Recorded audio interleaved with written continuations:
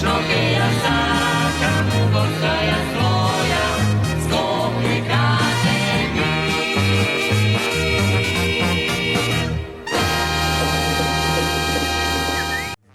Во текот на летниот распуст, општина Газибаба реализира градежно занаетчиски работи во сите основни училишта на својата територија. Во општинското основно училиште Наум Наумовски Борче, во тек е молерисување на учелниците и кабинетите, со цел учениците новата учебна година да ја почнат во уредени, безбедни и современи услови. Од општината вела дека инвестициите во образовната инфраструктура продолжуваат и во наредниот период, со цел обезбедување по квалитетни услови за учење и работа. Екипите на јавното претпријатие за комунални дејности на општина Аеродром уште од раните утрински часови работат на терен. Во тек е редовно чистење, косење и одржување на јавните површини, со цел општината да остане чиста, уредна и пријатна за граѓаните. Локалната самоуправа најавува дека ваквите активности ќе продолжат и во наредниот период, како дел од заложбите за поквалитетна животна средина во секое мало во Аеродром.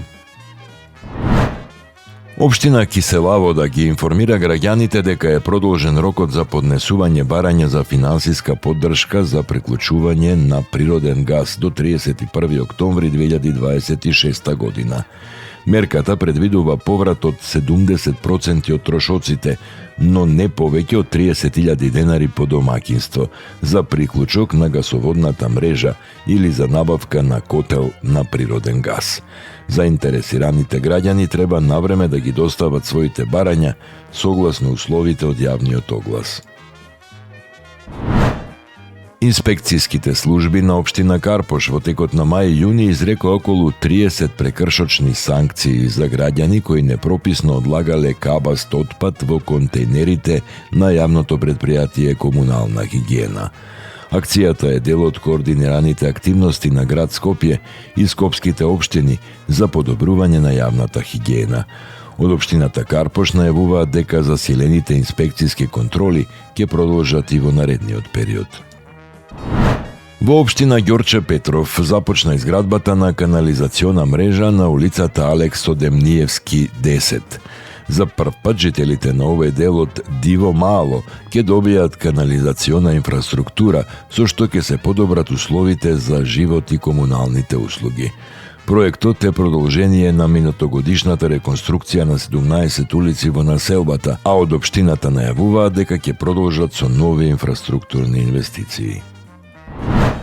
Општина Центар почна со исплата на субвенциите за велосипеди преку проектот Цел Центар на точак. Средствата веќе им се исплатени на првите 90 граѓани, а во наредниот период ќе бидат опфатени и останатите 100 одобрени барања. Во тек е јавниот повик за субвенционирање велосипедска опрема со финансиска поддршка до 1000 денари.